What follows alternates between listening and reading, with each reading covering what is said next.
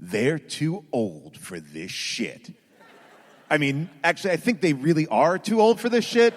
Well, I mean, technically, they were too old for this shit, but now they actually have a lot of young people in it, too. So I guess maybe some are too old, but then some are young. But then it's also like, well, I mean, some are not even action stars anymore. I don't know. We saw Expend4bles 4, so you know what that means.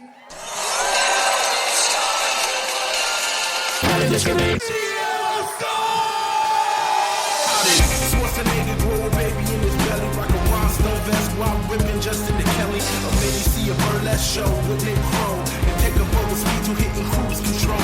J-Man, Big Paul, and the beautiful June. Gonna take you from the groove all the way to the room. Rain the games of Street Fighter, help to blow off steam. Just a sucker punch the odd life for Timothy Green. Shot with Birdemic, how we staying alive. They call him the badass and he's on the line. Cranking 88 minutes cause they cool as ice. Cause the bad Jim Varney looking kinda nice. Paul and June getting literal, Jason is getting laid. June is making sure all the monkey shots getting paid. They're just a bunch of movies while they're making the grade. Here's a real question for you. How did this get paid? Hello, people of Earth! Hello, people of San Francisco!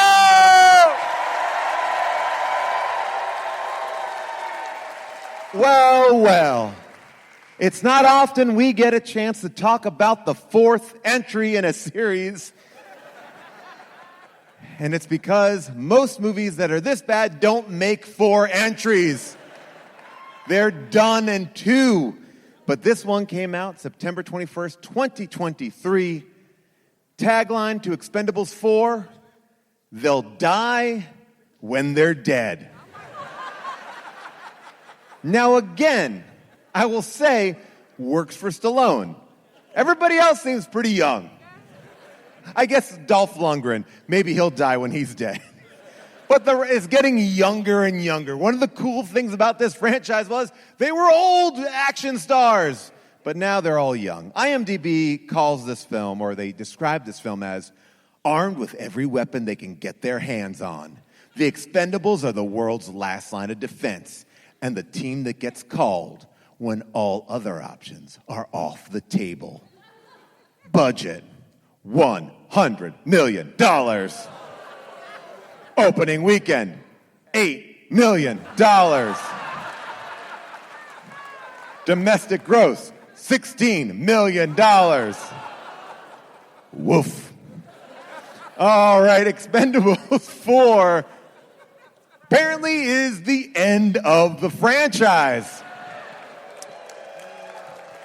But we'll reveal in just a little bit all the ways it went to get to this film. Because, well, you know what? I'll save it. I'll save it because there's so much to unpack. Let me introduce our co-host for tonight. Please welcome to the stage, Mr. Jason Manzoukas!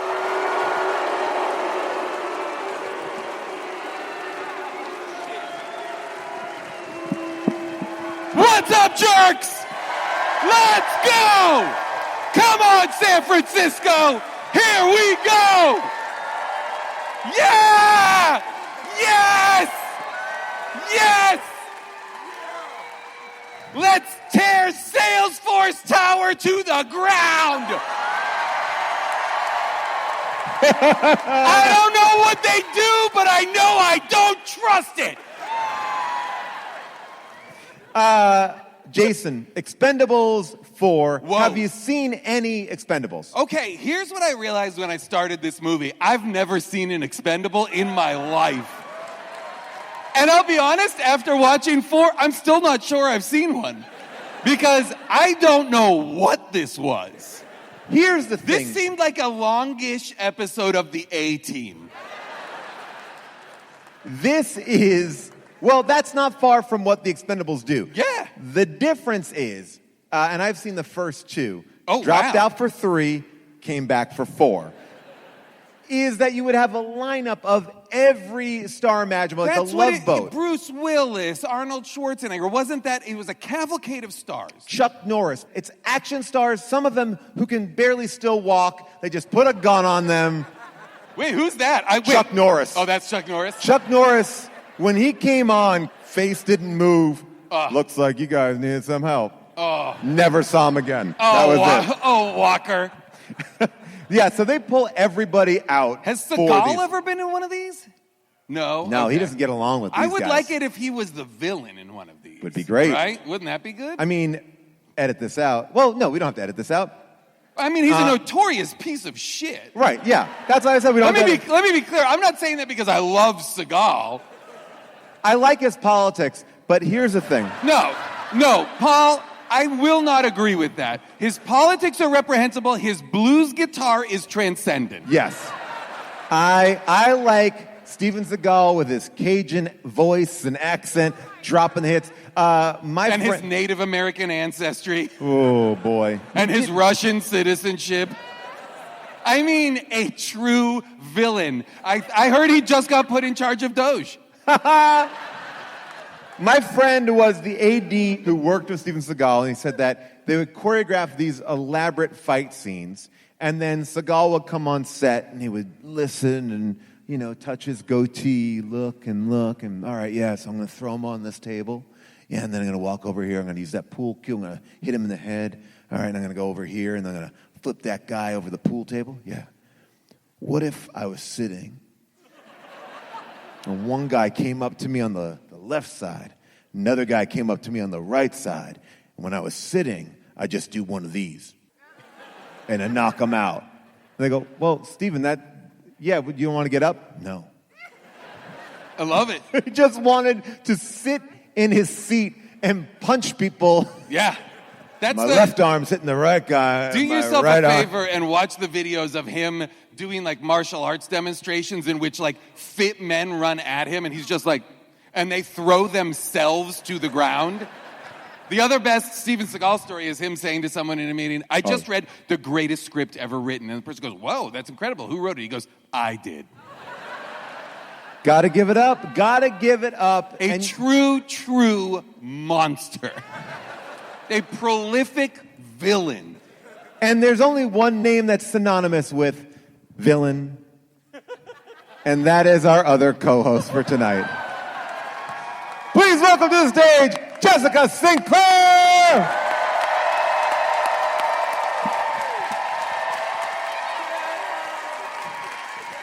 Woo! Welcome, Jessica. We have Jessica on loan from the Deep Dive to join us for a tour that has been full of beefcake. But in this film, no one takes their shirts off. Who cares? I loved it. I love this movie. Whoa, you've gotten Expendables pilled? You had me at Stallone and Statham. They've got sexual chemistry. Yes. This. Wait, are they actually brothers? No. They're more than brothers. Well, they're friends. They are. But they are soul brothers. They're brothers. They're brothers in arms. I know that. But Yes. twice they were referred to as brothers, and I was like, what do they mean? Brothers. They're Okay. brothers. Okay, very cool way to do that. The brothers. Very cool, very normal. Is bruised. I was just gonna say. But if you took all of the fighting out of this movie, you've got Thelma and Louise. You've got beaches. You've got terms of endearment. What? You've got my favorite movie, The Expendables. I will say this. I do love Jason Statham in this movie. Like, I think Everything. he is great. I'm willing to say I love Jason Statham in everything. Yes. He gets it. He understands like what he's in, what he's doing. He's funny. He's fit. He is in no way Stallone's contemporary at all. Not at all.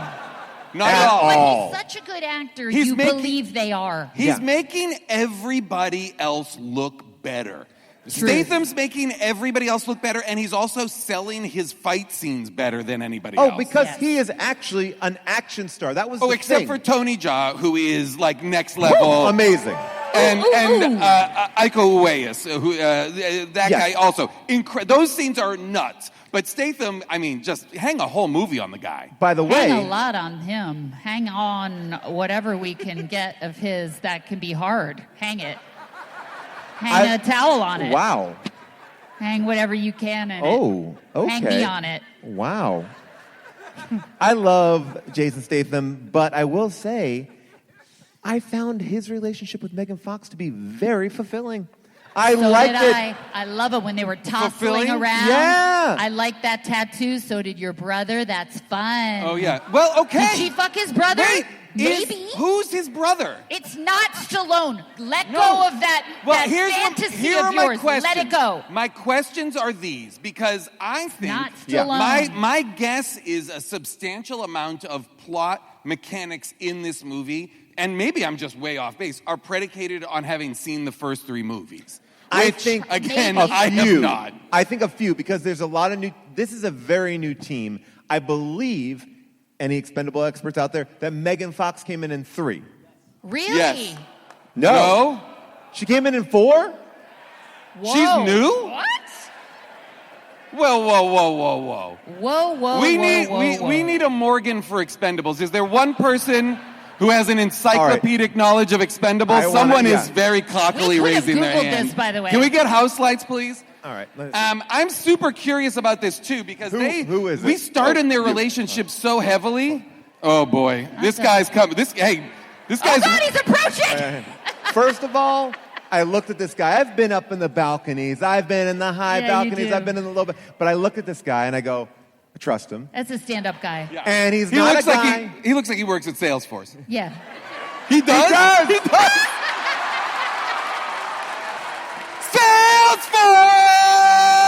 Salesforce. Salesforce.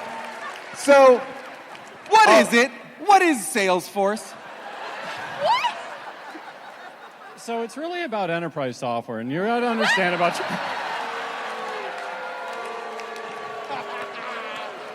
wow.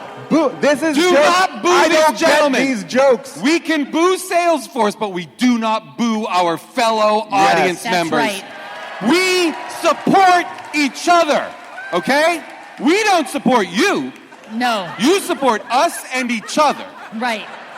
What's your name? Chris. Chris. Okay, so Chris is going to be our resident Expendables expert unless you let us down. So this is it. So get us up to date on, just walk us forward. Are they brothers? No. Okay. Great. Is Megan Fox's their first appearance? First appearance. Okay, great. We know that Stallone and Statham, they've done a lot of missions together. We know They were Dolph, the originals. It's Stallone and Statham from... That's and from Dolph day one. Lundgren too. And Dolph, so they are the. And Toll Road, which is Couture. Which yeah, one? yeah, that's the guy with the ear. Yeah. okay, Randy okay. Couture. The ear bit. Randy Couture, okay. Anything else that we need to know? Nah, they're a group of mercenaries. They do a bunch of odd jobs. They've done odd jobs for the CIA in the first one. Then the CIA got mad at them because they saved people. And then in the third one, you didn't miss much on the third one. Okay. Yeah. Andy Garcia so also it kind knew. of, it seems to me that I'm correct. They kind of operate like old, like senior citizen Fast and Furious, right? Except obviously with military training. They're not street racers, but they operate outside of the government. Yeah. But the government sometimes contracts them to do stuff. Right. So in the first 3, it was like, we're not a part of this. We're just going to give you money in the background. You're going to go do your thing. This was the only one where like the government was much more intimately involved with it. Was which there ever mention in the previous movies of the Ocelot character? Never. No. That is Whoa! That's new. what I felt like. This must be the culmination No. of 4 movies. Oh. And I was like, oh, and it's revealed it's Andy Garcia. no. Oh, shit. I am just blown away that Megan Fox appears, because she appears as if, the team's back together, like in some She's way. team leader. Yes. She's team leader. And have there ever been multiple women on the team, or is this the first instance of woke Expendables? Not my Expendables. So the weirdest thing is there is a increase in feminism through Yeah. the course of the series. In the You're first, doing real high-pitched voice, but that's okay. I'm getting my vibe in. So in the first movie, the only woman that exists is Charisma Carpenter, and she is a girlfriend of Statham. Right. In the second movie, they allow Love her. women. Cordelia from Buffy the Vampire Yeah. Slayer. Love Cordelia. I mean, a Does- true legend. Hot, hot, hot. Does some of her best work on Angel, I would say. Oh, yes, love her on Love Angel, Angel. as well. Worked out at the same gym as her. Had to restrain myself from striking up casual conversation to then eventually be like, So Buffy, I did wanted to. Well, not to say that wasn't called her Buffy, but I wanted to know. Can I work in here? And so, like, what's going on with the Hellmouth? What do you think? So here's the thing: you and Spike had a really interesting relationship. I honestly found it to be actually more compelling than. All right. Well, anyway. All right. So when Anya came into the picture, did you feel like? Anything else we need to know? No, you all Got it. All right. Give it up. We got it. I mean, I feel like the thing that I like the most about Expendables is that you don't have to pay attention. No. Like I was, I had my earbuds in. I was putting on, false eyelashes while plot points were going by me. It doesn't matter. Well, they You're also gonna be okay. Because they also do that thing that all bad movies for old people do, which is that they recap the movie every 7 minutes. And I so appreciate that. So you don't have to. It's like an episode of Law and Order It's in or the anything background. else. Like, You don't worry. I it's will like say, white noise of people getting slit. But that's your white noise while you're like flipping through a Better Homes and Gardens, I think that this movie is what Trump thinks our military is. Yes. I think if you it's a look, documentary. if He you would watch look this at and think it's a documentary. if you go into the Signal chat, it's just Pete Hegseth sending memes from this movie to people, and that's what they think is getting done. They think a bunch of old fucks are running in random old planes. In berets, a jockey beret. And Ed Hardy rings, I don't even know what. But this is a Trump wet dream. Oh, Totally. I go one step further. This is like an older man's dream of like what society is. And he's like, I get YouTube. This is YouTube. This is a streamer. I get it. They walk around talking about how they're gonna fuck all these chicks. It's like, I don't think that's Twitch. But okay, they'd be so upset if they realized what streaming actually is. Can you tell me, did Sylvester Stallone, I didn't look, write this movie? No. In any way, shape, or form? The original, yes. Because there's a bunch of jokes in here that are very Sylvester Stallone coded. Like what? The golden showers stuff. Not only that, I felt like very vividly that Stallone had written that only because I was like, I feel like he just heard what a golden shower is. Yeah. And then not only does it get brought up in dialogue, it's called back later as a plot point Because to be I told you yes. he's into golden showers. And they make the young guy talk about it because the young guy knows about golden showers. Yeah. Here, let's play clip 4 and watch that very animated performance. Hey, you know what is a golden shower? It's when the woman, she squats down on top of you and releases her bladder. It's very liberating. Wow, a world-class pervert. You know what is a golden shower? You look like the type who has had one before. I'm cutting these losers. I had too much ass. Tour time for music. So that is those guys. I bet you they were like improvise about golden showers. And then he had to humiliate himself like that. He's like, everybody knows what it is, my age, but I'm going to have to force myself to do this scene. Nobody's giving him anything. No, because they don't want to be a part of it. They don't want to do this scene. They're trying to disappear into the scenery, trying not to be there with him. Oh, and he is just hung out to dry. And he's selling it. God bless him. He has kind of a Puss in Boots type of Antonio Banderas feel. He has to a it. Puss in Boots? Yeah, he does have Doesn't a. he? He has a Puss in Boots vibe. He Now, does. let me ask you and this. by the way, I would have Thank loved you. to have seen Puss in Boots as part of the Expendables team Thank you. Oh. with his sword. I Lot of sword work. would love it if animated characters made their way into the Expendables. Yeah. Like Puss in Boots is almost too young and cute. It would have to Meet be like this guy, my friend Roger. Yeah. Roger Rabbit. Yeah. we got a new big guy, and it's just like Foghorn Leghorn. I say. You've been sitting on that impression the Oh, entire yeah. tour. All tour the whole time. I've been like, when do I get to break out my Foghorn Leghorn? New member of the team. Now, don't freak out, guys. I know you used to be a bad guy. Skeletor! God damn it! Yeah, Who tried to kill you before? Hey, buddy. I was drinking back then. All right, Skeletor, you're part of the team. I'd like to hear what Dolph Lundgren has to say about Skeletor showing up. Right? Wasn't he He-Man? Yes. Okay. Dolph Lundgren continues to be the shining light in this franchise as well. He ages perfectly. His character has an arc. He goes from not drinking and being shitty to drinking again and being great. I mean, a movie that makes you cheer for someone to break their sobriety so that they can commit wanton acts of murder. His eyesight gets better when drinking. You know, I feel like, you know how colleges in the beginning of feminism had like women's studies classes where we would look at, you know, different texts and everything. I feel like maybe there should be a man studies where this would be a text. I love this. That we would start breaking down. I agree with Sinclair. Men are important and need to be studied. They need to be studied. I'm serious. Men's studies need to happen. Mandatory. We need to understand why. I agree with Jessica. Men. Right? But you know what? I think you're right about the idea of like a certain brain is going to study because them. like when they go, how's it hanging? Oh, gravity hit. Yeah, or like Gravity has always been at play with balls. Here's an entire semester is on Stallone's ring.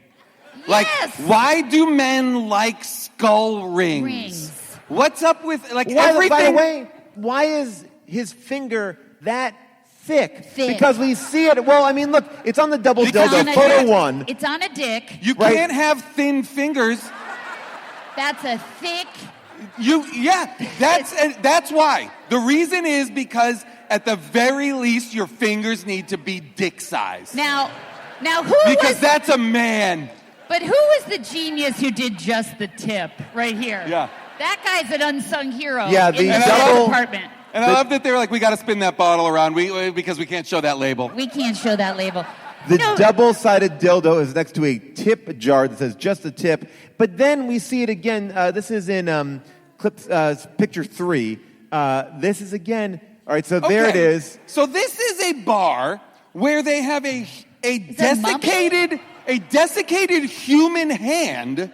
Is that a mummy? Like an Egyptian mummy? That is meant to be, I mean, we now know because of the end of the movie whose hand it is. We thought for most of the movie it was Stallone's hand, but in fact... No, that's not the hand, though. That's the hand. Yes, he found it. Yeah, picture hand. 2. No, because when we saw it, it was all gelatinous. No, here it is. Well, you dried out on the trip home. Well, yeah, they dried it out. Picture 2, Beth, if you have that shit was like a puddle. There it is. It's that hand. You think they hacked it off, dried it like jerky. Yes. And fashioned it like this. Yes. And then put a ring on it? I don't think that. I know that. That's what brothers do. Brothers will cut off your hand and bring it home to the bar. To the bar! Did somebody strip off, like, the extra No, it skin? dried off. It burned off. It burned off when he was a gelatinous goo monster. There. I love it. He's got what's the guy's name? Who it is? Jumbo Shrimp. Jumbo Shrimp. I love when he picks Jumbo Shrimp out of the extra room, throws him in the thing, and Stallone jumps out, and then Jumbo Shrimp wakes up. I was like, I thought for sure he was dead. And what was Jumbo Shrimp's crime? Yeah. For being small. I mean, Jumbo Shrimp won. Justice for Jumbo Shrimp. Yes.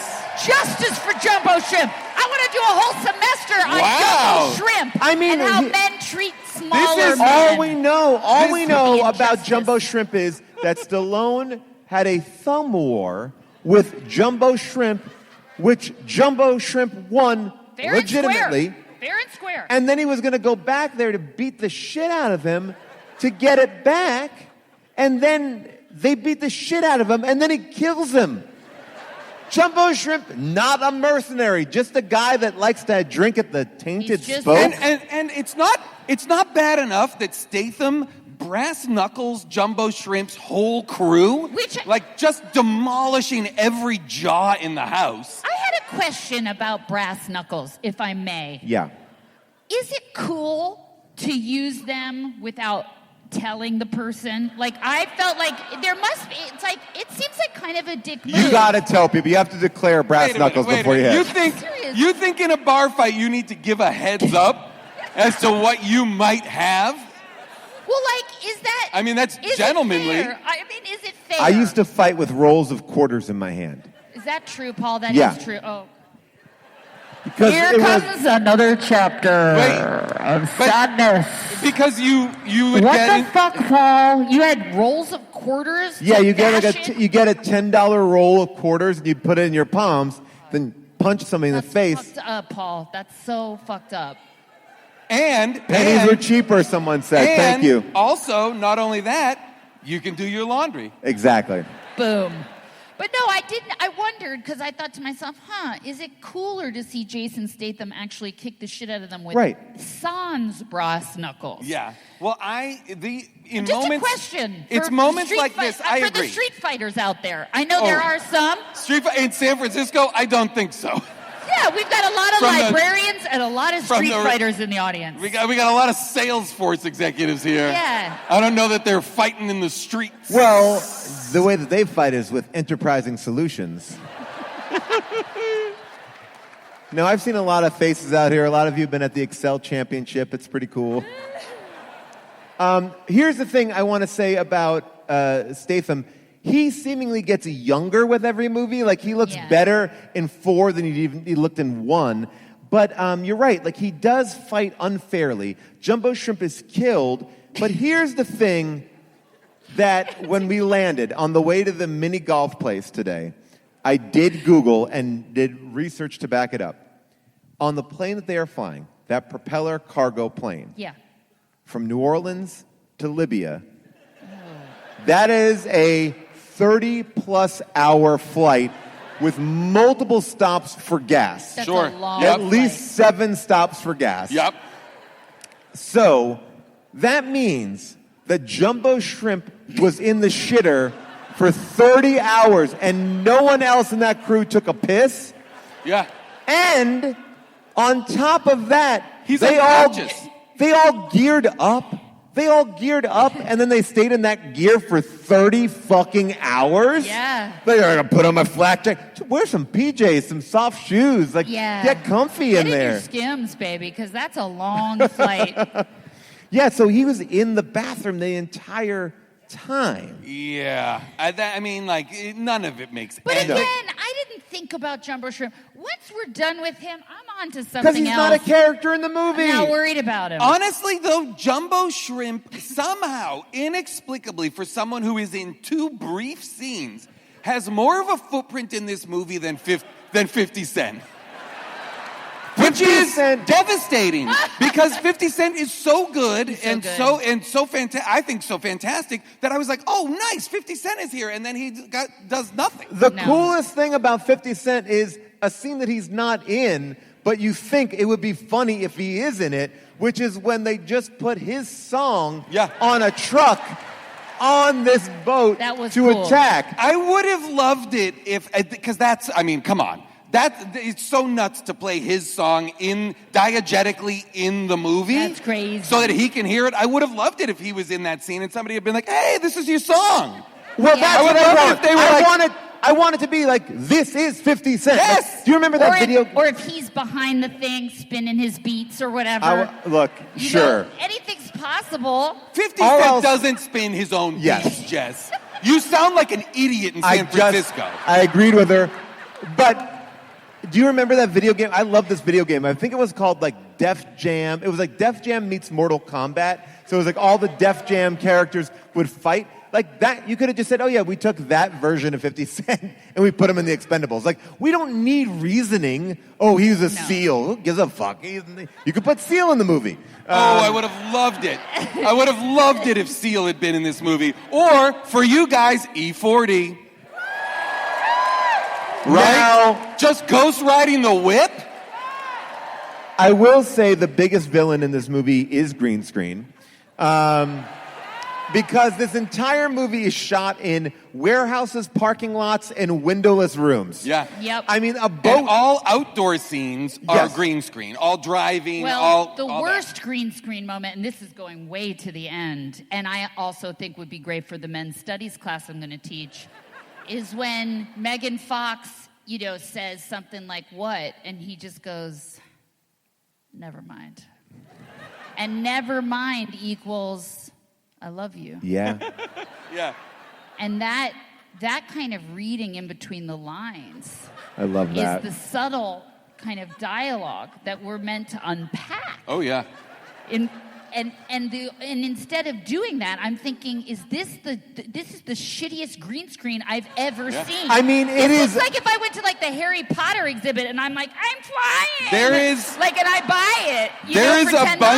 There's a bunch of flying stuff that looks like a flight simulator from 1994. Yeah, like they're the moment you go that to the NASA shuttle in Houston, you're like, we're landing it. Like that's as good, and that's $100 million fucking dollars. You should be ashamed of yourself. Here's the moment that I was most offended by with the green screen is they cut to Dolph Lundgren sniping.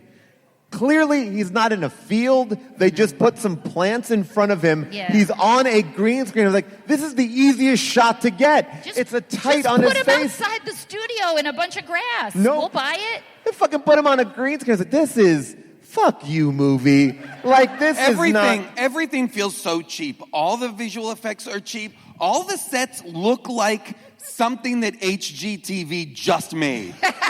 You know what I mean? And it's everything somehow seems to... The only unlimited budget on this movie was, I think, for neon. Because every set has so much neon going on. I mean, this movie takes place in 2 locations.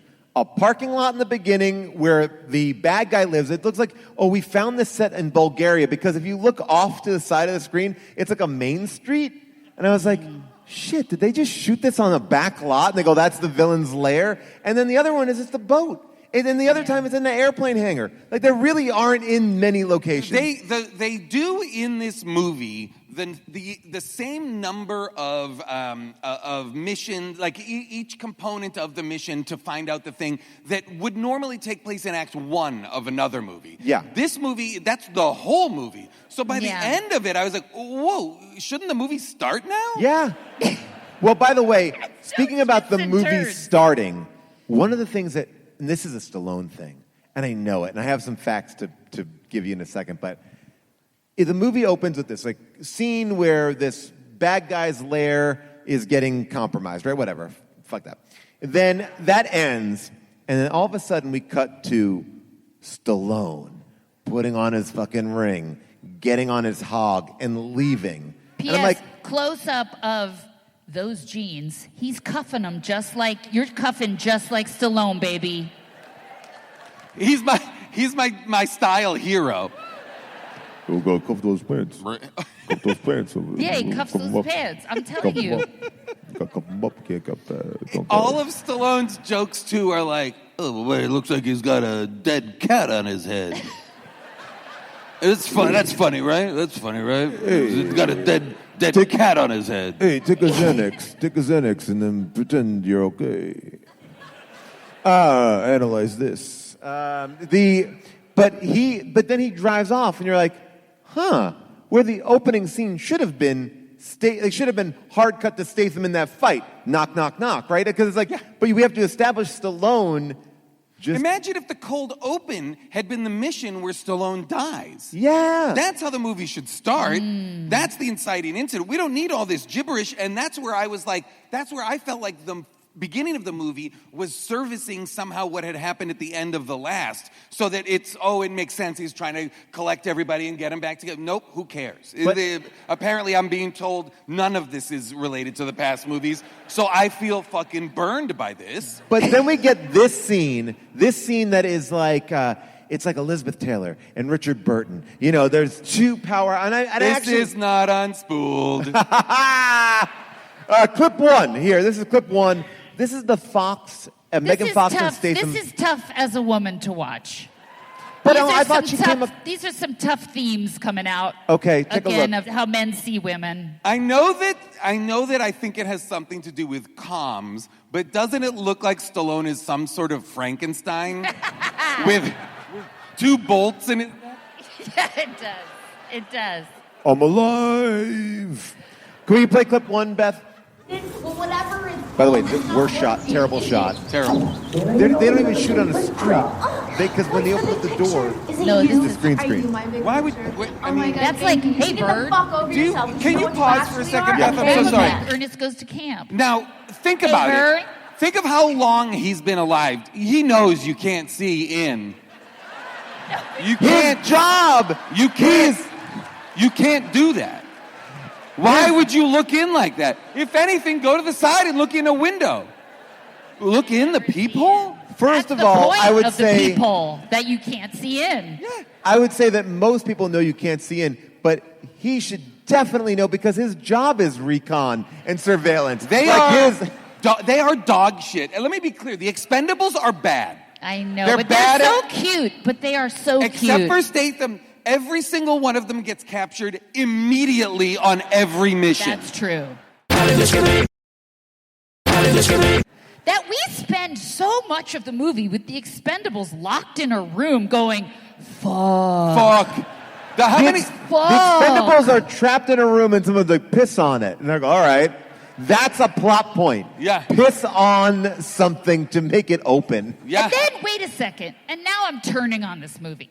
Wait a second. Then Megan Fox is like, I knew all along that you were going to track me with your knife. That was your big plan was to get caught, compromise the entire mission, and wait for one man to come and save you? What's so embarrassing about that is if the bad guys in the movie, Andy Garcia, Ocelot, and the rest of the Salesforce team knew what they were doing, they would just kill the Expendables the minute they get there. Oh, here are the Expendables. We trapped them. Done. Why Movie over. Game over. I mean, by the way, I do love the the first briefing. Andy Garcia comes in. All right, guys, here's the mission. Peace. And I was like, wow, if that's a cameo, I'm down. And but then he also seemed as if he was reading off of cue cards. Oh, he 100%. was phoning that shit in.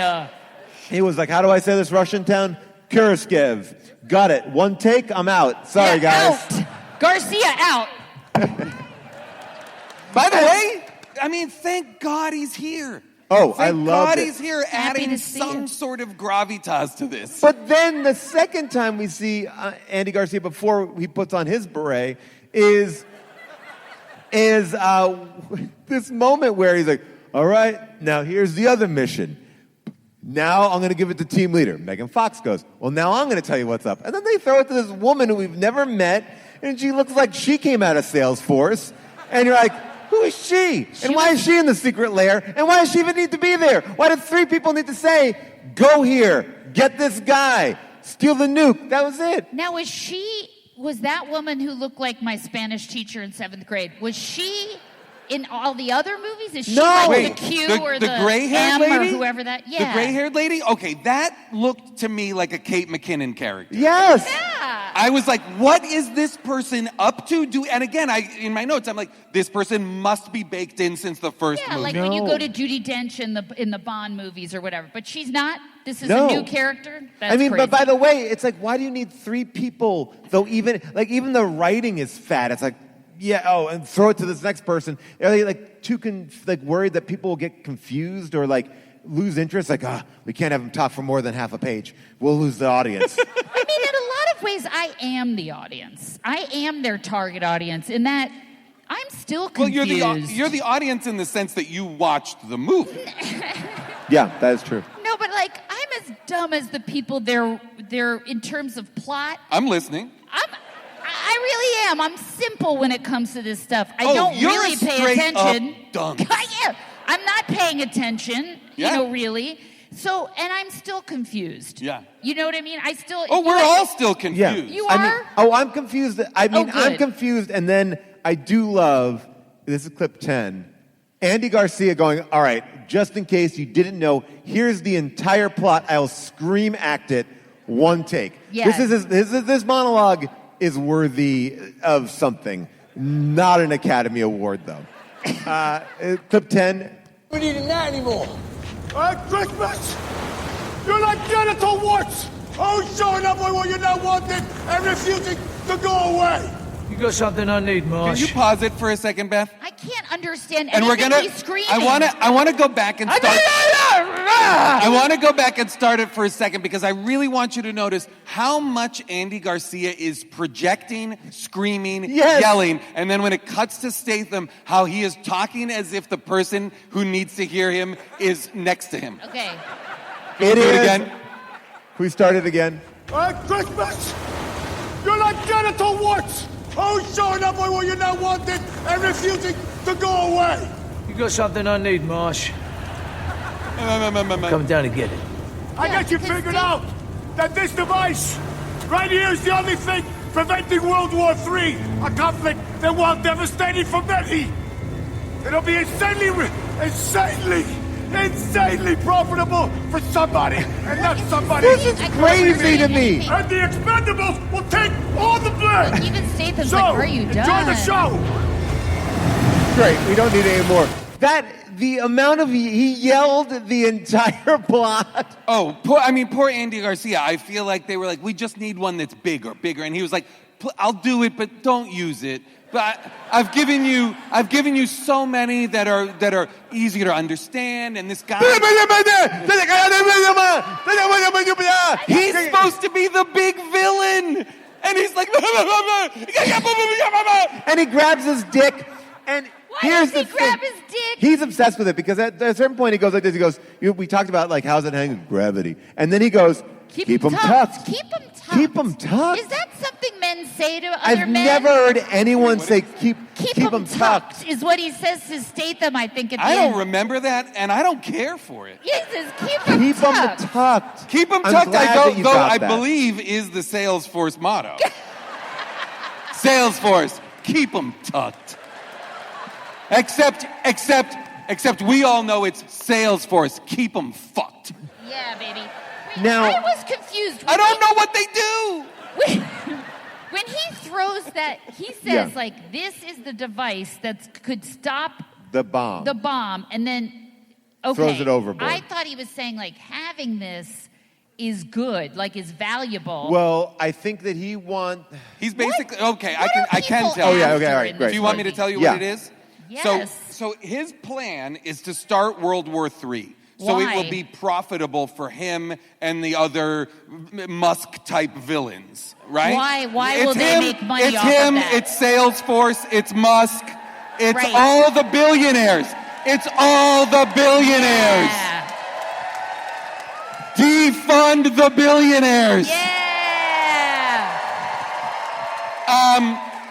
So he's saying this device is the only thing that can stop the bomb from blowing up. So I'm throwing that overboard Okay, 'cause to make it will. sure the bomb blows up. So And when it blows up, we're meant to believe that who did it? Why is this going to start World War III? They have falsely are flying an American flag on this thing I so that it didn't see- looks I didn't like, notice and any they're of going this. to bomb Russia. I think they're going to hit Russia White noise. with Right. an American ship. This is right. nuke. Couldn't care less. Right? To be clear, it does No. not But matter I missed 1 all inch. of it. I missed all of it. I'm worried about my cognitive No, abilities. no. I am worried. No. All you need to know is like when I watch a movie like this, I go like, stop the nuclear warhead from going off. Like Sure. there's this podcast Light the Fuse, which I love. They've been doing these like histories of Mission Impossible, and they were trying to create this really elaborate like backstory for like a Mission Impossible, the Ghost Protocol, and they've been working for months. And Tom Cruise goes, "What if he's just stealing nukes?" And they're like, "What?" And he's like, "Easy to understand. Around the world, they all get it. Nukes, bad. That's what they should do." They're like, "All right." Goddamn And that was the genius. plot. Oh, yeah. And by the way, it's Genius. great. Yeah, you get it. By the way, Nukes, bad. Nukes are bad.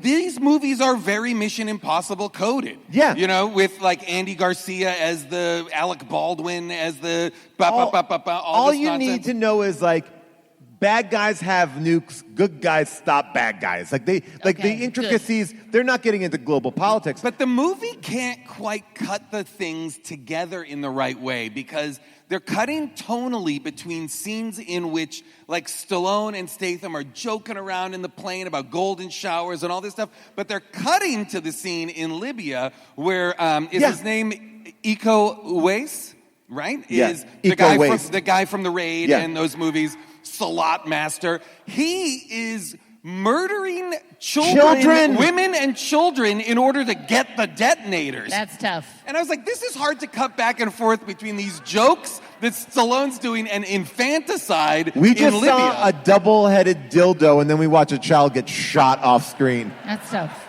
The child who's just seen his mother get killed, who's just like... That's tough. Now, I will say, where I was so upset at the end was Garcia gives that very impassioned monologue. He's like, come down here, we'll fight. And you're like, all right, we're going to get like a Garcia-Statham fight. Nope. Poof. Just killed. No, he's shot by Stallone. But here's the thing, like, okay, will you stand up for a minute right there? Stallone, I'm Statham, you're Andy Garcia. This right? is the kind of thing I'll have in my men's studies class. People acting things out like Stallone this. is out there. Yes. Yeah. He cuts Andy Garcia in half with like a 50 cal gun. Sure. And Statham is right here. Every bullet would be like bam, bam, bam, bam, bam. Statham should have died so many times in this movie. Well, he seemed shocked, actually, that he wasn't dead. And right after, he's like, what the fuck was that? And I wish he was covered with like blood and viscera, though. Yes. It would have been like, oh, you got Garcia on me. I mean, honestly, I think the worst thing that happened in this movie is that Stallone died. Because once he fake died, I was so sad because what I was loving about it was the repartee, the jaunty, the chemistry, you know, the he said, she said of it all. Will they or won't they? Wait, of Statham and Stallone? And Statham, yes! They are the But heart they're of the brothers. movie. They're brothers. But it could be a White Lotus. Would you? It could be a White Lotus where they jerk each other off. Maybe this movie could have been better if they all jerked each other off. Yes! Agreed. I'm just saying. Grab the shaft. I'm just saying. And Stallone famously said, tickle the balls, grab the shaft. Yes. Which, you guys don't know that story? Google that when you get home. All right, so here's some things that might hurt your vision of the brothers. This was originally supposed to be a spin-off film for Jason Statham. Okay, it was going to be a Hobbs and Shaw scenario. It was supposed to be called A Christmas Story. I love it. I love it. I love this movie. All right, and let me guess. Let me just hazard a guess.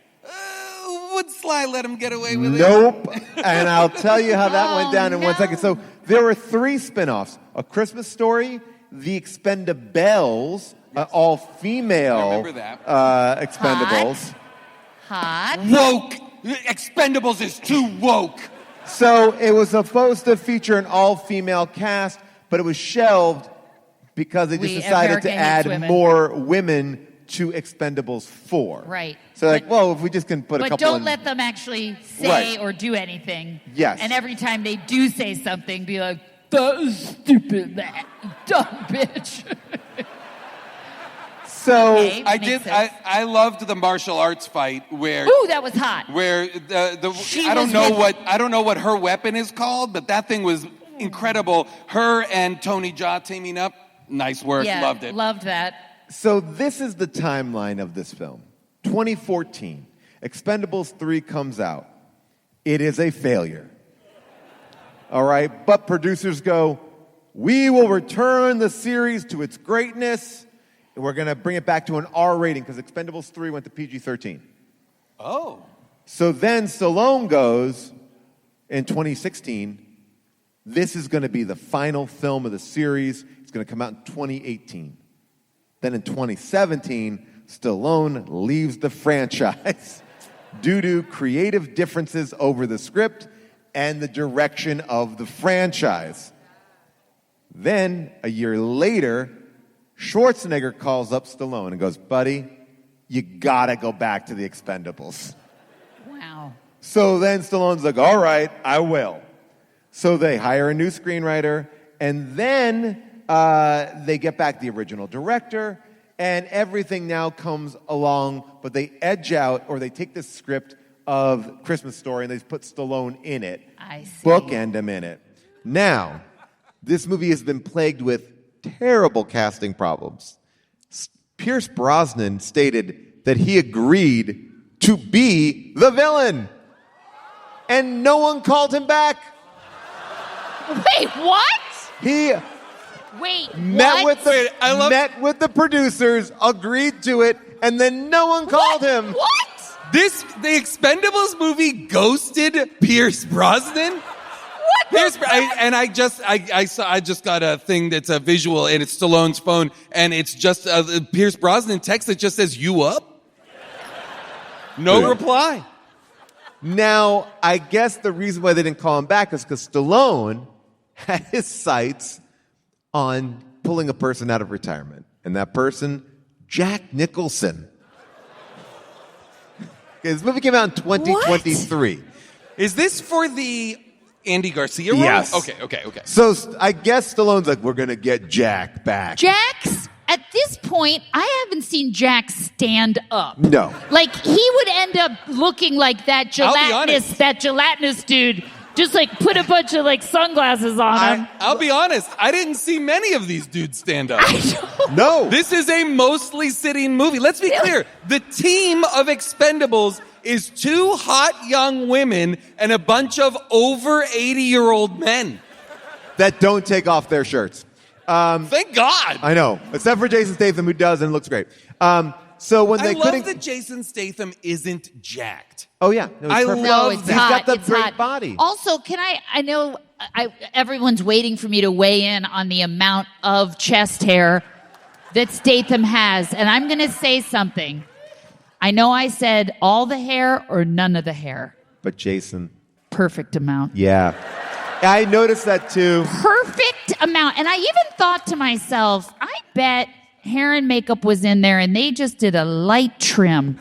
Just a light dusting. They took a little bit off the top. Wait, but you not like enough. that? You like something that's... No. This is... With specific. clippers? He looked great. He's a swimmer. He has a hairless body. You want to Not- clipper him down? No, I think they did just a little bit. Like they did what? a subtle job. Like a number 2? No, they didn't. No, they're going in with hand shears. They're going in with what? Like cuticle scissors? Yes. Yes. You think they're hitting with cuticle Yes. scissors? Oh, they're taking- Absolutely not. Yes, they are. Because it was a perfect amount. Yes. You're not going to get lost in it. No. You know, but there's not nothing. You Because see- nothing on him would have not been right. That's not the guy in the streets. He actually looks more muscular with a little hair there because it covers Agreed, up. Paul. Yeah, right. Agreed. So now I just want to go I know down. I Look, know as a bald everybody- man, I love seeing a bald man out there with a little hairy chest. I like the whole thing. A little bit of something. We gotta let men be hairy, everybody. Yes.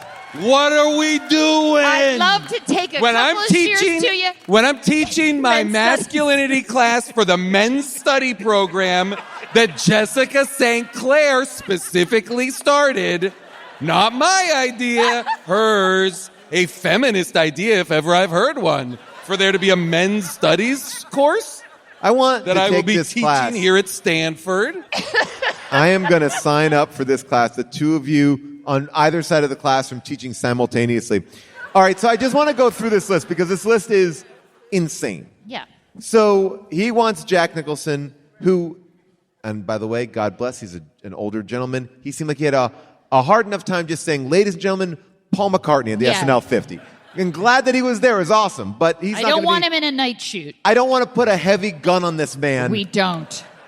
Do you know what I'm doing? That'd be So- it for him. That'd be so a wrap I- on Jack. So when he said no, Stallone's like, all right, I got my number 2, Clint Eastwood. Clint Eastwood said no. Then he's like, I got my number 3, Kurt Russell. Kurt Russell said no. I'm busy doing Santa Claus 3.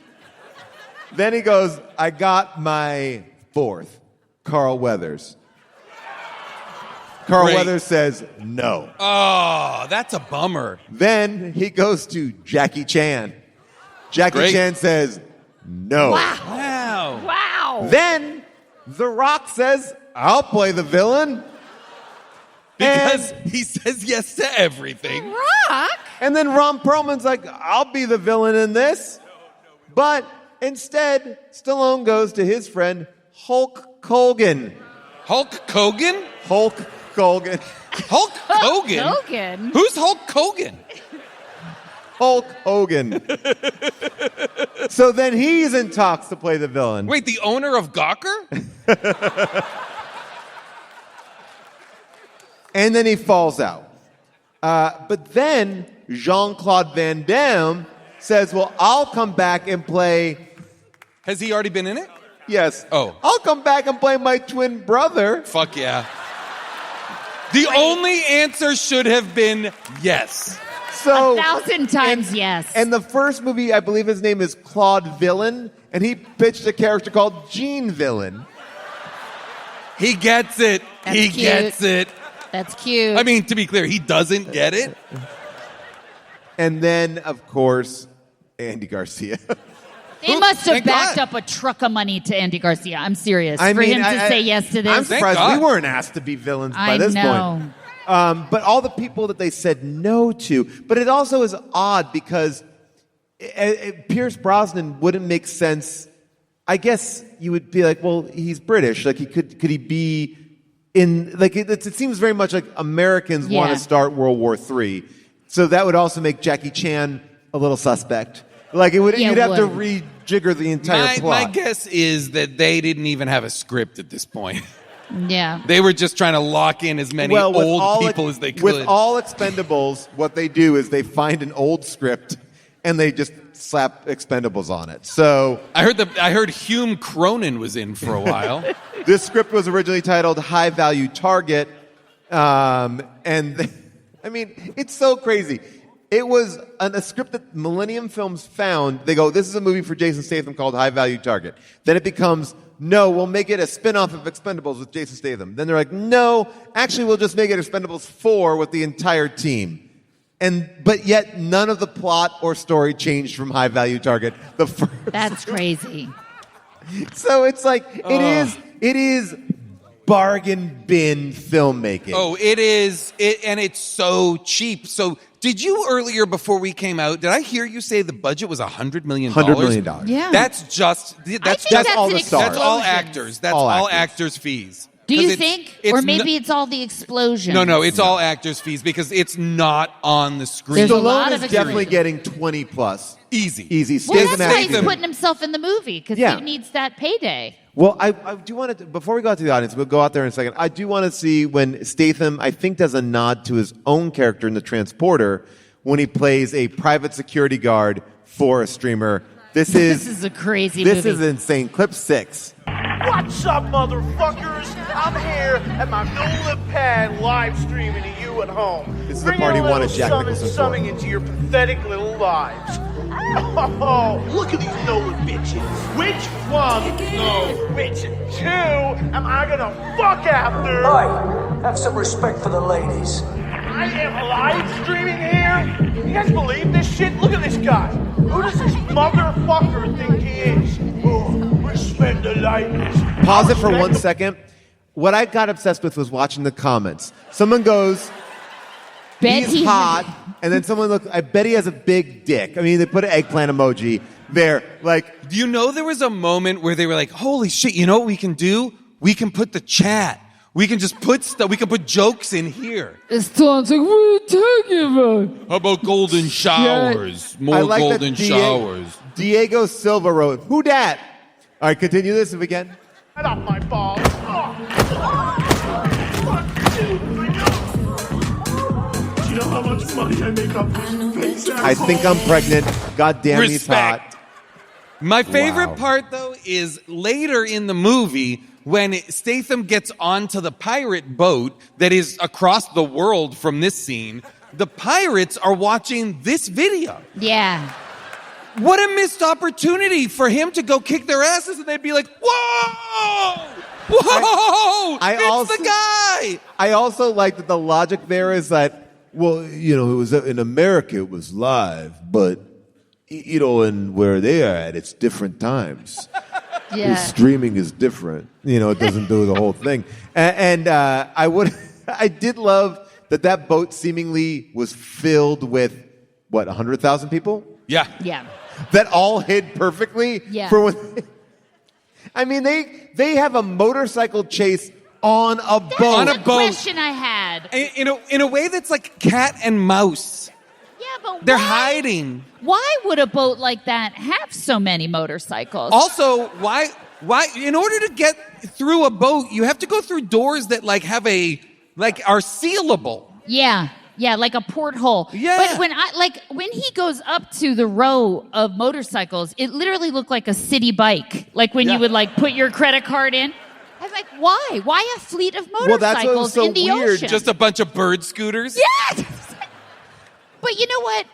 Again, for my men's studies, men love motorcycles. I guess that's something Motorcycles they have and to guns. have. They have to have the cycle wherever Motorcycles they are. and guns. Yeah, they All just right. have to. And imagine if they'd had those motorcycles on the Titanic. Imagine.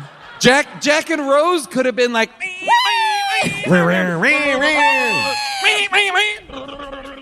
All right, I'm in the audience. I'm here to take questions. I am going to go...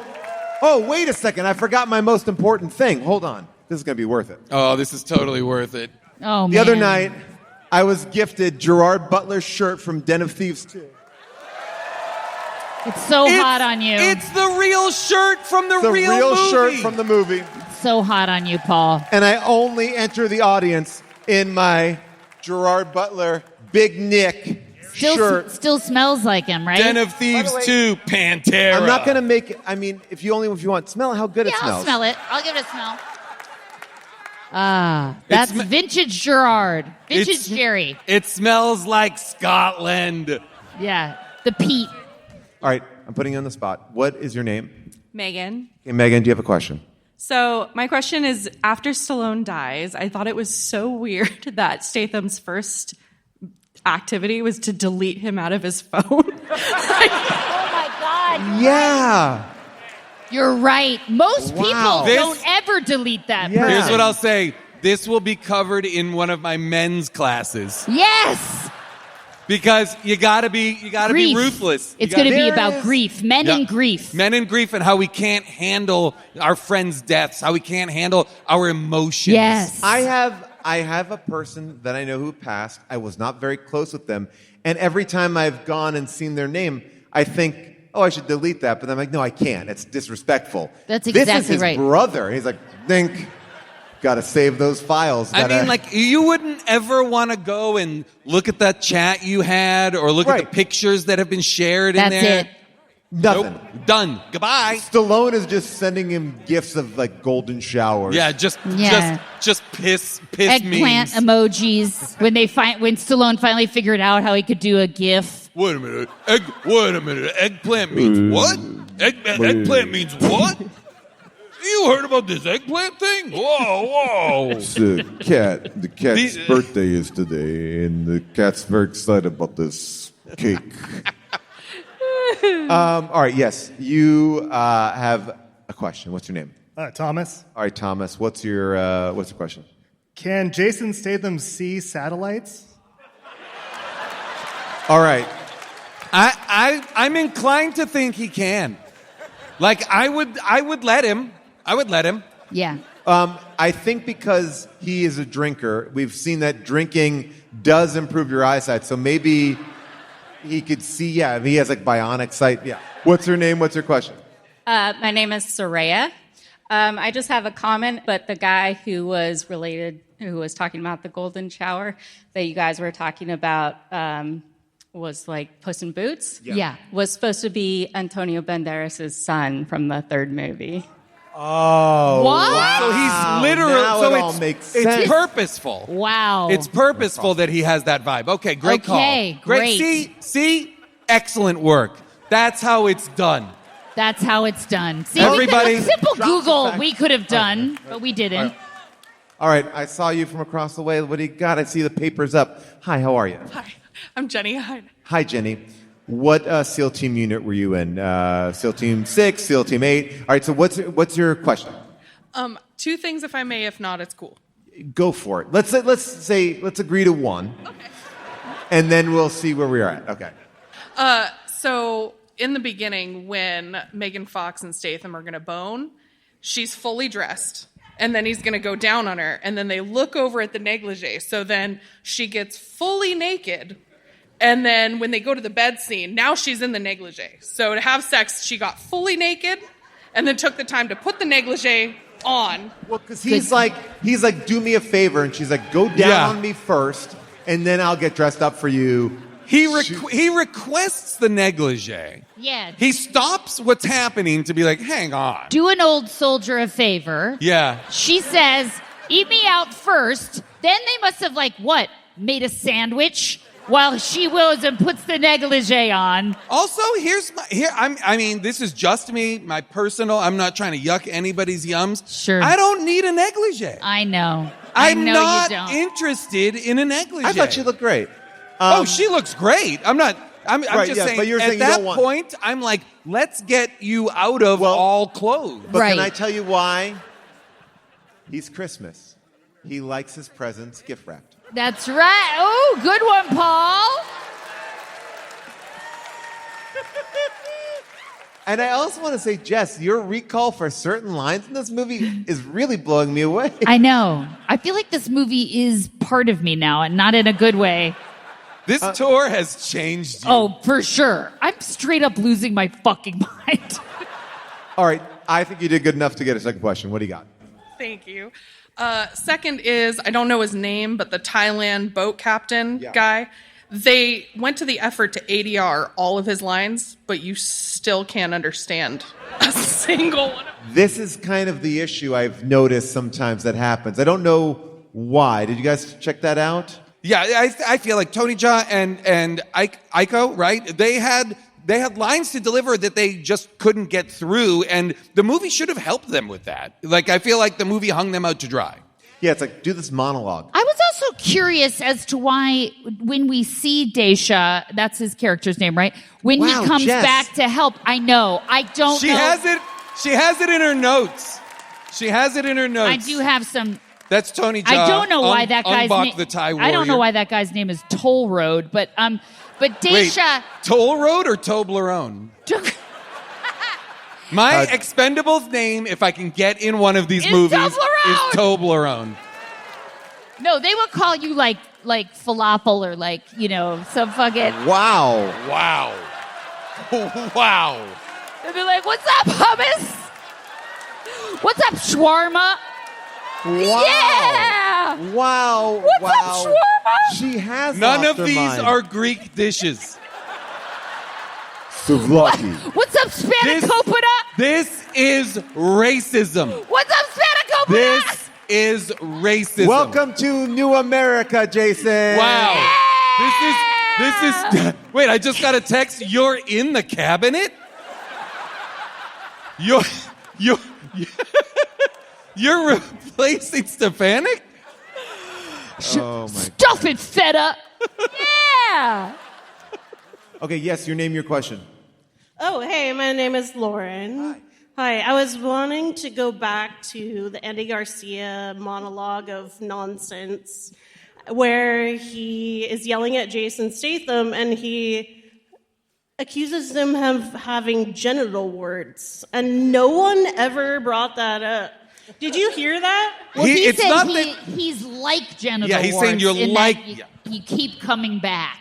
And I can't get rid of you, basically. Yeah, he's like it. Yeah, he doesn't have Andy Garcia's not saying, you gave me genital warts. You gave me genital warts. You have them and now I have them. Genital warts. Please don't film this. What do you got? What happened to Daisha? He explained that he couldn't fight because he would not be able to stop again, and then we don't see what happens to him at the end. So he doesn't stop. Is he still there fighting? You're right. He's still fucking going. Why does he show up looking like Captain Jack Sparrow? He's got full eye makeup. He's done a whole makeover on himself. Well, he seemed like he was getting ready to fight in the jungle, not on a military ship. Yeah. Like he would blend into the weeds and the grass. I'll be honest though, because when Tony Jaa showed up, I was like, fuck yes, Tony Jaa's here. And then he was like, I don't fight anymore. And I was like, uh-oh. Because you've got the best guy for fighting in the movie now, and you're telling me he doesn't fight? So when he comes in, when he Han Solos himself back in, I was like, fuck yes, and then is just taking dudes out. I was like, give me this all day, every day. The only bummer was that I felt like he didn't get enough time. He didn't get enough fights. I felt like this this movie needed more. Less slicing and stabbing, and more of what and he more was up heightening, to. more Yes. heightening. It wasn't just enough to be like, great, we're fighting this guy. Then scale it up. Now Tony Jaa's got to fight 6 guys? Right. Then, okay, him and Lash got to go back to back and kill a bunch of people? Give me that all the time. That's why it felt like the fighting stayed on one Very level. very lateral moves. Very lateral. Very lateral moves. I agree. Except for when they killed that kid. Or the kid's mom, and the kid just had to look at it. She gets killed off camera. I know, but then she's just laying there, and they're like, look at the Look dead at mom. All right, sir, your name, what SEAL team were you in? My name is Keith, and SEAL Team 6. Okay, wow, SEAL Team 6. This is great. Okay. All right. So here's my curiosity. There's a nuclear bomb in the hull of the ship. It's got like 3 minutes left. It is the longest 3 minutes in all of the world. It's like there's a time stop. Right. Andy Garcia's helicopter gets blown up. He throws the kill switch over, and then they try to take a little rubber boat and try to escape. There's no way, even if you had the helicopter, that they would be able to escape the explosion and the blast radius. There is literally impossible. There's not enough time. First, let me ask you a question. Did you see how many rings he had on? Maybe for somebody who doesn't wear a fuckload of rings, it's not enough time. There's always enough time. I agree with you because it would have made more sense if Andy Garcia was like, I'm tossing the thing overboard. Me and my men are going to die, but the event that I've put into motion is still going to happen, and that's all I care about. But the fact that he thought he could escape means he's a moron. And if he is, in fact, that big of a moron, then the moron that is Sylvester Stallone should have caught him by now. Yeah. But by the way, he could have just gotten in that helicopter. He didn't even... There's so many things. He could have just left with that switch and been gone. It would have been fine. He didn't need to throw it over. I feel like that was a big mistake.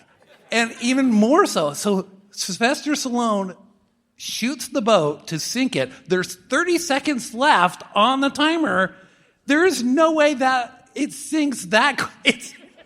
Literally, the physics do not add up. There's no way it sinks. Hey, my guy. You're getting as Slow upset down. as Andy Garcia Take did. a breath. It was like, Take a breath. Take a breath. This guy's going to have a stroke. This is why we're talking about Expendables 4. Oh, he's getting such a cute hug. Look at the hug he's getting from his wife. This is cute. This is cute as hell. Oh my God, I love them. This is why they kicked that fucking nerd Albert Einstein off the team. But I mean, you're right in the sense too that like the nuclear bomb was so big it would have caused so much destruction. They just got so lucky that Jason Statham was able to drift the aircraft carrier like he's in Tokyo Drift.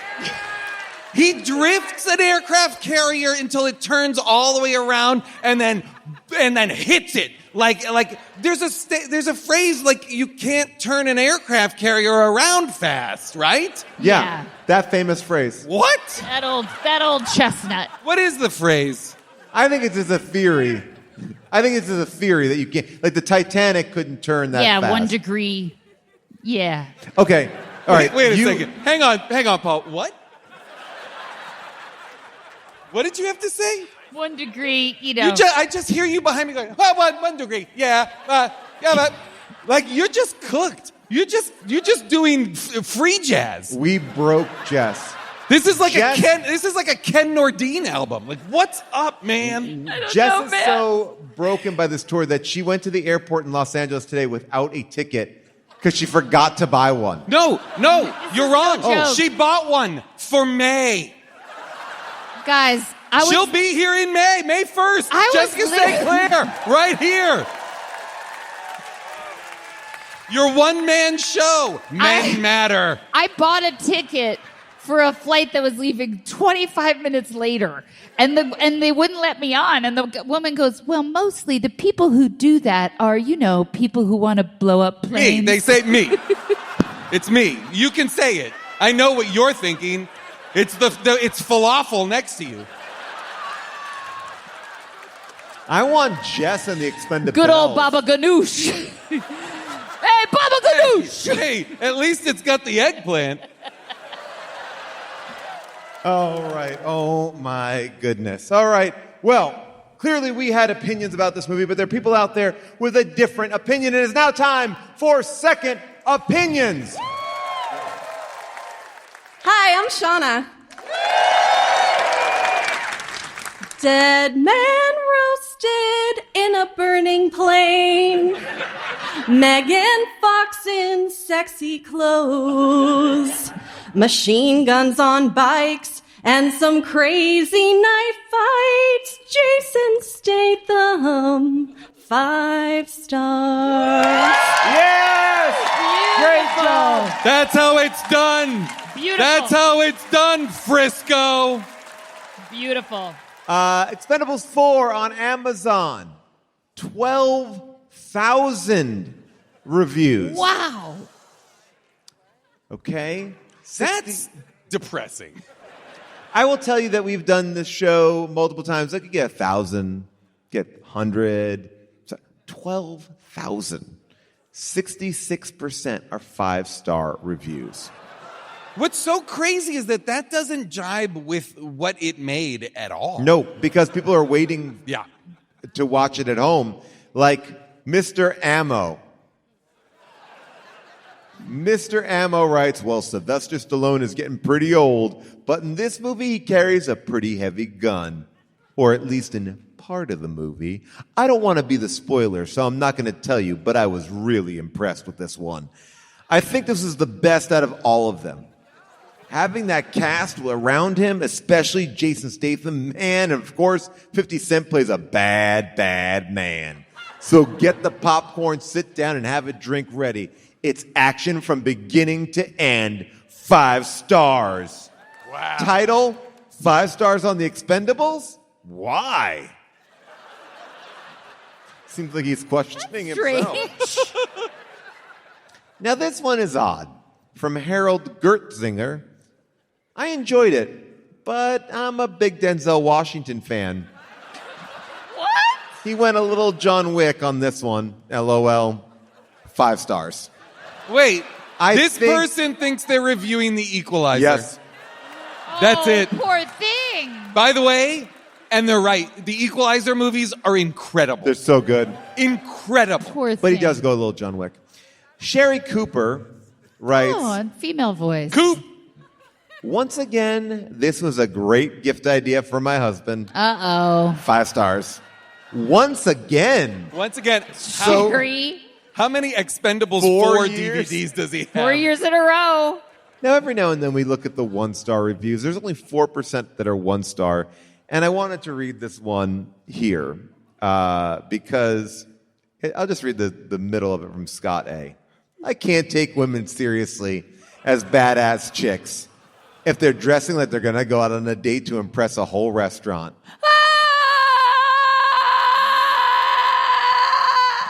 I can dress my wife up like that whenever I want. I'm here for the guns.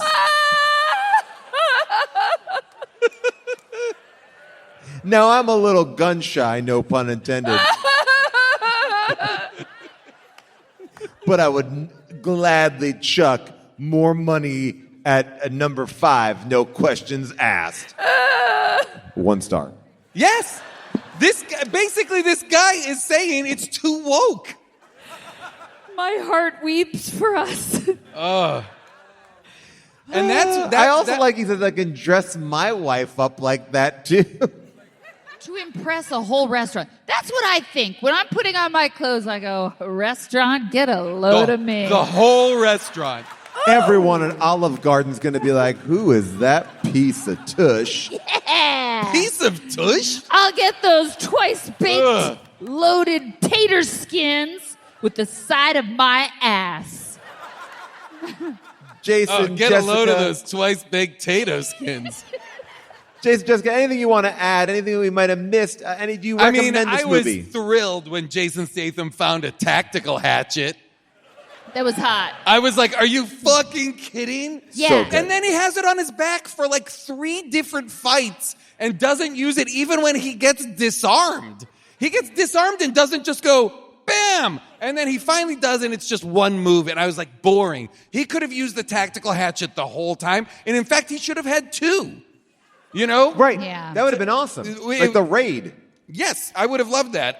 Let's see. I'll give you one thing here, Jason, because we've brought this up a couple times. This was shot on location in Greece. Members of the Greek armed forces were used as extras. Your people. And allegedly not paid. Oh, paid in hummus, I bet. Hummus? They were not This slander will not. Get ready. When this episode comes out, you're going to hear from Greeks. It says, not compensated for their month-long official deployment, and they worked overtime. Oh, no. This does not reflect well. This movie was also released in mainland China before the United States. Oh, interesting. Yeah.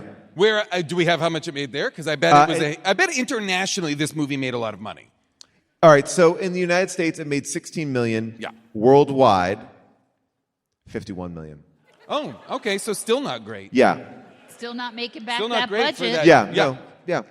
Interesting. Okay, so Jess, anything you want to bring up? You know, I've taken a ride tonight. I started out saying I loved it, and then I realized most of the time I was watching it, I think I was doing my hair. And this is not a bit. I really was doing my hair and applying fake eyelashes for y'all.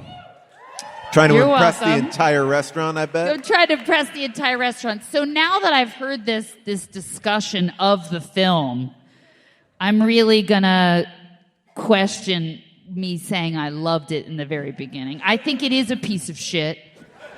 And I think women are treated terribly in this film. I would still, though, fuck Statham, and I think we all I'd give would. it to Stallone. Wow. Wait, you would fuck Tulsa King? Yep. I bet they would cast you on Tulsa King as his love interest. Thanks. I appreciate that. I believe in you. My favorite line, which we haven't talked about, is when Dolph Lundgren does in fact succumb to the booze again so that he can become a good sniper, and he says, "It's good to be back." That's nice. As Which an I was like- alcoholic. Great message for any older person watching this movie who is struggling with their urges. To be like, maybe I should go back to the sauce. Like, it really is a terrible moral for anyone wrestling it. Oh yeah, and it's not until we played the clip that I saw he's reading a book called like Sober Living. Yeah. Yeah. Like his whole character seems to be being sober. In the first movie, it's a big deal that they kind of like get him out of get him the clean? drunk Okay, tank got a it, little got bit. I enjoyed it. It's not a good movie. Oh, it's legit bad. And the CGI is awful. It feels so cramped. It feels like they shot in escape rooms. Like that's everything. Yes. It's all You've been in escape rooms now in almost every city on this tour. Oh and yes, that's I'm true. solo with the my escape kids, and room tour. I've been. I can tell you, Boise, Idaho. I was at their escape room. It looked better than most sets in this movie. And probably the plot you were given, I've never been in one, Yeah. was better than this. Had more twists and turns. Oh, absolutely. Last night we were in an escape room. We were trapped in there. It was in the dark. We didn't know why. We had to find out who did it. Worst nightmare. Truly. It's fun. I'd be stuck in there forever. Oh, you would be. They Not, do. and only because you wouldn't try to you would give up immediately. The lights would go out and you'd be like, oh well. I guess I'll just die here.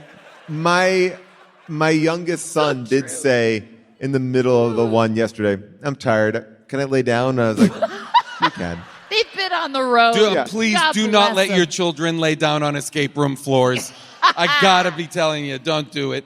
Hepatitis. The movie, again, going back. That'd be a great name for one of the Expendables. Hepatitis. Yes. Get it. Get them. Oh, yeah. I mean, this cast is riddled with hepatitis. The A STDs through the F. STDs and ex-wives abound on this movie. Big time. Well, that's our show. But before we go, Jason, you want to plug anything? If you haven't seen it already, Invincible Season 3 just wrapped up. Bow, bow, bow, bow. One of the best shows on television. Don't sleep on it. Coming up in early May, it's called Taskmaster. Get the fuck ready, America. I flew on a plane to tell these fucking assholes what's up.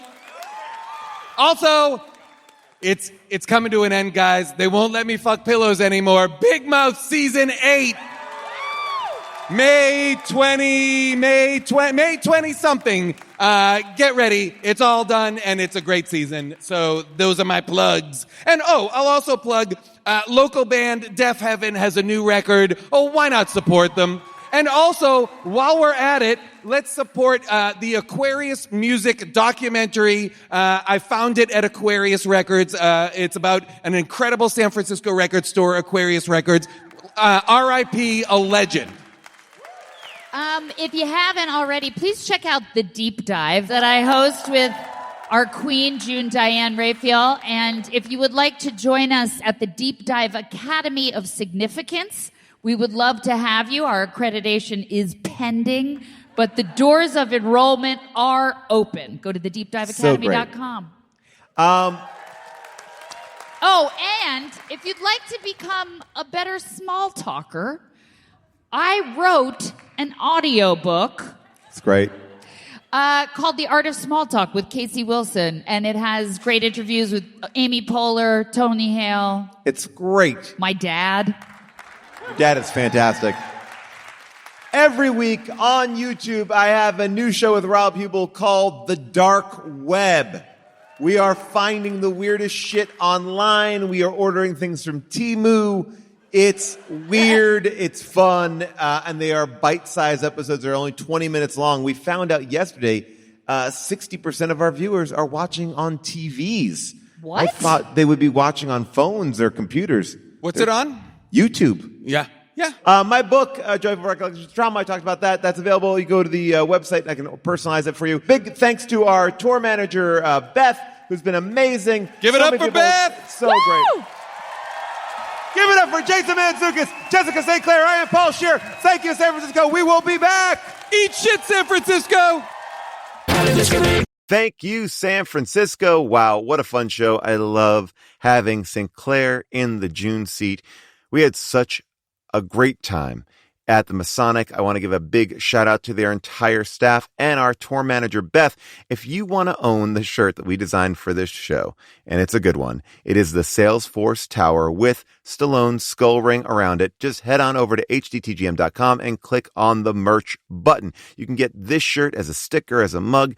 San Francisco, you need to represent your city with our special Expend4bles shirt. Also, want to remind you that How Did This Get Made has hats now. That's right. And you know what? You go right to the same spot, hdtgm.com, and just click on the link that says hats. Pretty easy. That's right. You can wear your own What's Up Jerks or Geostorm hat.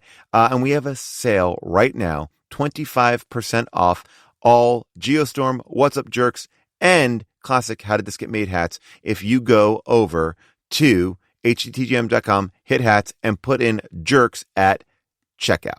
As always, if you have a correction or omission from this episode, leave me a voicemail at 619-PAUL-ASK.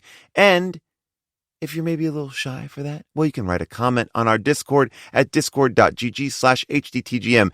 Then tune in next week to our Last Looks episode to hear me respond to your messages and announce our next new movie. Plus, we'll be playing more highlights from my Lost Sylvester Stallone podcast. But if you just need more content, then I urge you to check out The Dark Web. That's right. Every Monday, Rob Hubel and I dive deep into the dark web. It's free. It's on YouTube, and I think you will love it. Now, people, I have some very exciting news. For those of you who don't know, our movie picking producer, Avril Halley, has been struggling in a battle with cancer. She has been kicking its ass, and we got an amazing update. She got great MRI results that showed no more tumors or growth.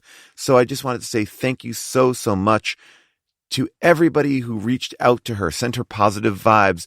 We have reached out here many times on the show, and you have all just shown up, and it's meant the absolute world to her and her family. You can keep on sending her whatever you want. We've been sending her songs and fan art. You can do the same at andrew@moviebitches.xyz, or you can send it via snail mail at Avril Halley, P.O. Box 641, Agora Hills, California 91376.